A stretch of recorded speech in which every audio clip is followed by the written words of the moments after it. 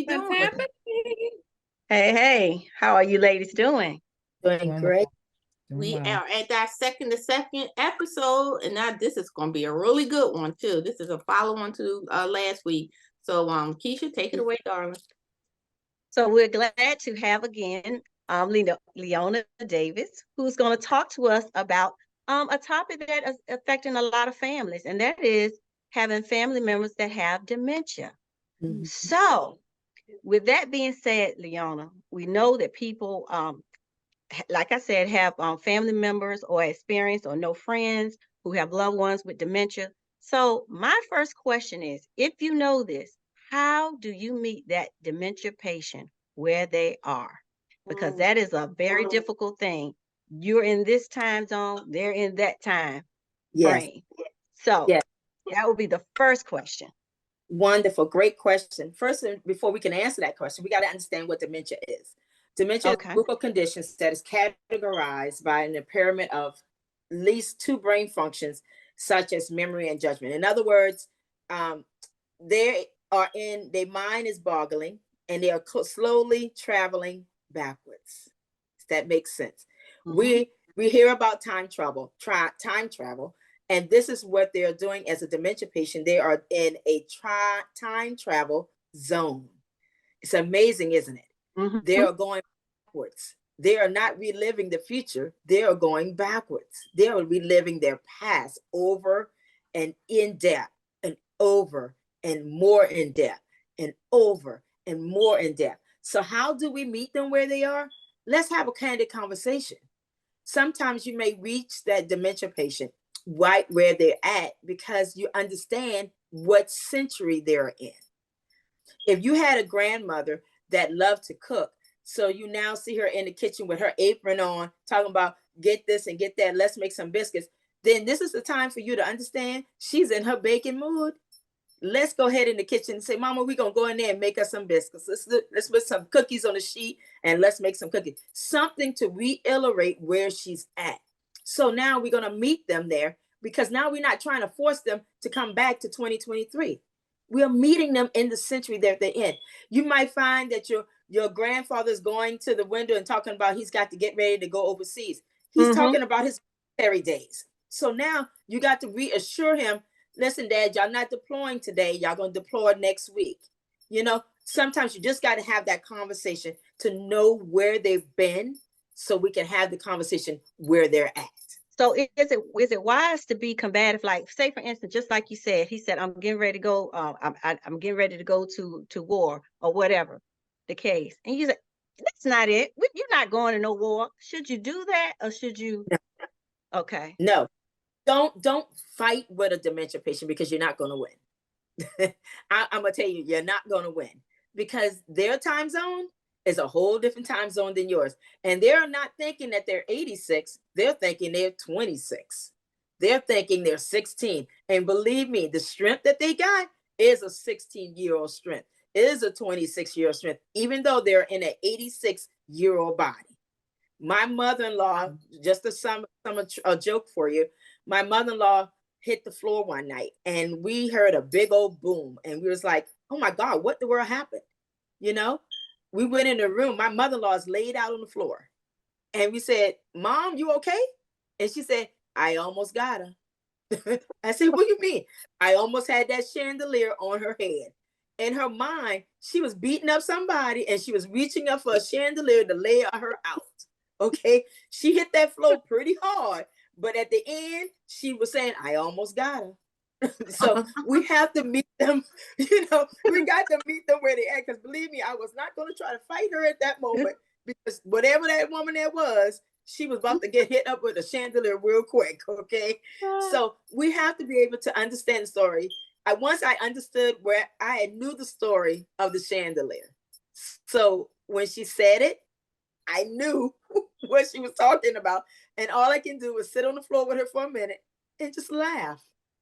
So we have to get out of our subconscious, I can't go there with them attitudes. We have to understand that our loved ones lived a life before they had us. Yes, for sure. So They Leona, that's Yes. going to lead into sometimes they have secrets. And That's a you might not know it until you find out through their conversations. Talk about that a little bit. You have to be able to have these conversations with your loved ones to bring out some secrets that sometimes that we as family don't want to discuss. We have to be ready to say, you know, I lived a life before I met you, and this is some of the things that I did. Baby, like we used to I tell my children this today. I done that, been there, done that, wrote a book about it. I got the t-shirt to prove it, okay? Mm-hmm. They have lived this life. All we doing is repeating their life over in a different century. So they've been there, done that. So we got to be able to say, okay, mom, what did you used to do?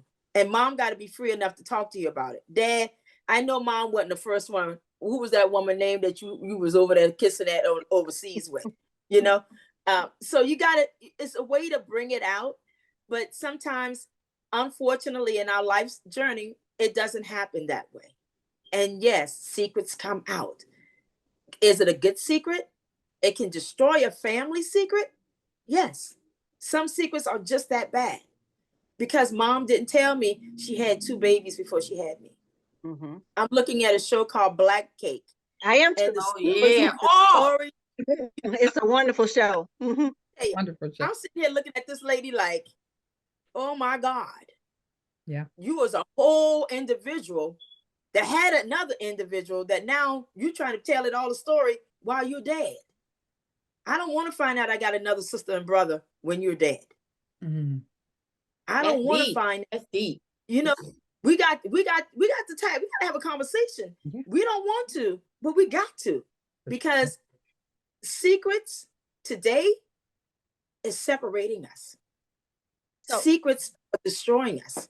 So with finding out that secret from the dementia patient, how should you, or what is your suggestion of handling it, especially if it's something tough or, nothing lighthearted, but something that's really could divide a family or whatever? How should you, or what kind of advice would you give?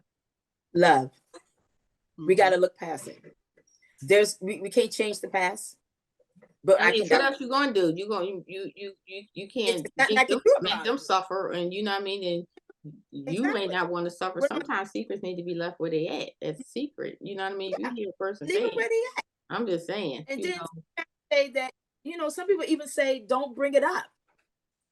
Well, unfortunately, mama was out there stripping on the pole, and it brought up a situation that I need to ask a question about. Finding out that my mama was I mean, I had a nurse that found out her mama was a stripper while her daddy was overseas. So I don't want to find out my mama was a stripper while she's on a bus stripping. I don't want to find that out right then. Tell me that now. But if I find out about it then, we got to learn to say, okay, that was her past. Mama, I still love you. Daddy, I adore you. Sister, brother, listen, we ain't got time to fight about what they did. We got to love them now, because we don't know how much a dementia patient's lifespan is short. You might have them here 10 years, you might have them here 5 years. But in that process, do I want to sit there and worry about what I could have, should have did, or just loving them now? Right. It's important. Can I ask a question, Leone? I've run into this, being a caregiver myself. The difference between dementia, the difference between Alzheimer's, and then just plain senility. And I understand that they are different levels and they are not necessarily the same thing. One could be part of the other, but not the part of another. So how would you lay that out for a family as well? Well, a family that has like you said, they collide together, but they're separate in their own way. Alzheimer's is just a phase of their life that they're just, passing through. They may not interject with a lot of things that they're passing through with. Their mind is just slipping, and they really just in a position where they just at a stagnant point, and they just falling deep. But sometimes Alzheimer's patients slip over into dementia, right, where they are now reliving and they're slipping in both ways. Okay. So it's just imperative that we as a caregivers just knows that we can't change the process, but we got to address the process in peace and in patience, because one day they up, the next day they down, one day they here, the next day they ain't. You know, we just got to be able to adjust it, have a set. I always say put a set motion of daily routine to keep them on track, especially with an Alzheimer's patient. You do the same thing consecutively. If you have tea at 9 a.m., make sure you have tea at 9 a.m. every day. If you're doing it Monday, Wednesday, and Friday, make sure it's something that you can consecutively do Monday, Wednesday, and Friday. Because with an Alzheimer's patient, doing things repeatedly on a routine is helpful for them to stay abreast in that setting on where they're at. Okay. To adjust the setting that they're in, it's imperative that you use a routine with them as well. Versus whereas a dementia patient, you can have a good day where they're here today, and they might sit down and tell you some stories that might blow your mind away the next day. Okay. So it's just got to know what level where you need to go at with each one. So Leone, we just thank you for this, because I know that our listening audience, they have just taken away some great nuggets about how to deal with a dementia patient. You was quick and concise and to the point. So Leone, where can our audience reach you? How can you be reached? I am on 2 of my platforms right now. Facebook, I am on Instagram. I am on Facebook as Leone Davis. I am on Instagram as Leone Yisrael. I go into both names. One is my Hebrew name and one is my English name. So I use both of my names as I on the platforms. And reach out to me through Messenger. I would definitely get back with you and give you the necessary information to get in contact with me personally. Wonderful. Awesome job. You know, I just one thing I just have to say is that you have provided like a pathway for maybe people who think their loved ones are going through it, or maybe they even think that they know what their loved ones are thinking, because it should be a judgment-free zone. You know what I mean? Because you can't make them I guess kind of confess things or just go along with it, because this is a disease. You know what I mean? And I'm telling you, I praise God, my mother is 85 and she's doing well, and she got all her faculties and doing well. But I have been involved with people who have had dementia, and it's so disheartening. You know what I mean?